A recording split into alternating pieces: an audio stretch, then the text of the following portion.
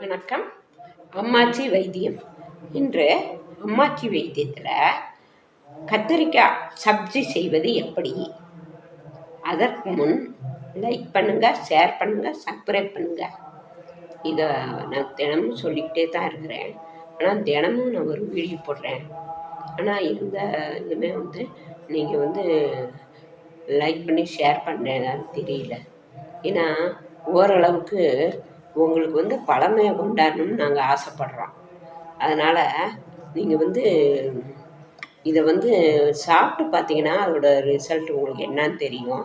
சாப்பிடாம நீங்கள் இந்த நூடுல்ஸு, இந்த பர்கர், பீஸா இதெல்லாம் சாப்பிட்ற வாய்க்கு இது உங்களுக்கு புதுமையாக இருக்கும். இது என்னடா நல்லாவே இல்லைங்கிற மாதிரி நினைக்கிறீங்க. ஆனால் இது உடம்பு ஆரோக்கியம். அந்த பிள்ளைங்களெல்லாமே இதை சாப்பிட வைங்க.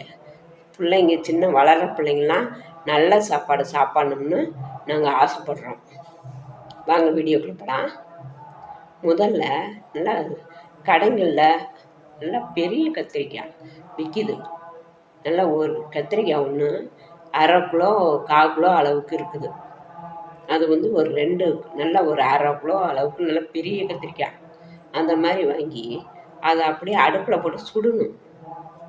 சுட்டோம்னா மேலே இருக்க தோலெல்லாம் பாட்டாக அப்படியே வெடிக்கும்.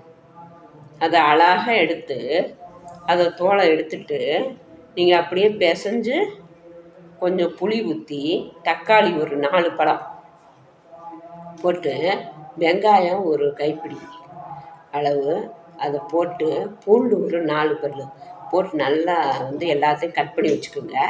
வச்சுக்கிட்டு கத்திரிக்காயை தனியாக நல்லா ஒரு பிளேட்டில் போட்டு நல்லா பிசைஞ்சு வச்சுக்கோங்க.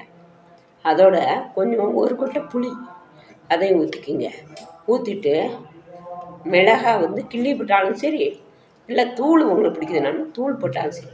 கிள்ளி போட்டால் தான் இதோட டேஸ்ட்டு தனியாக தெரியும். அதனால் கிள்ளி போட்டுக்குங்க. முதல்ல அடுப்பில் ஒரு கடாயை வச்சு, கடாய் சட்டி ஒன்று வச்சுருங்க. வச்சு இந்த தக்காளி, வெங்காயம், தக்காளி ஒரு 4 மிளகாய் கிள்ளி போட்டுக்குங்க. காரம் கம்மியாக இருக்கணும். 4 மிளகாய் இல்லை 5 வச்சுக்கோங்க.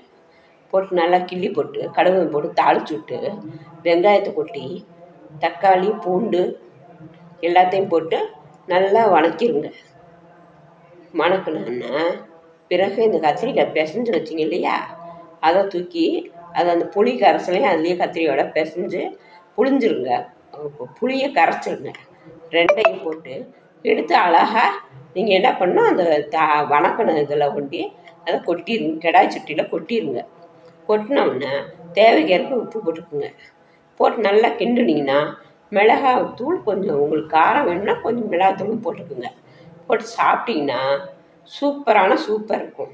நீங்கள் கறி குழம்பு ஆசைப்படுறவங்க கூட இதை சாப்பிட்டுட்டு அது கேட்க மாட்டீங்க. அந்தளவுக்கு டேஸ்ட்டு நல்லாயிருக்கும். ஏன்னா சுட்ட கத்திரிக்காய் நீங்கள் சாப்பிட்ருக்கீங்களா என்னன்னு தெரியல, சாப்பிட்டு பாருங்கள். செம்ம சூப்பராக இருக்கும். அந்த கத்திரிக்காய் குழம்புல போட்டு வேகிறதுக்கும் சுடுறதுக்கும் நிறைய வித்தியாசம் இருக்குது. சாப்பிட்டு பாருங்கள். அதோட பலனை எங்களுக்கு சொல்லுங்கள். நன்றி, வணக்கம்.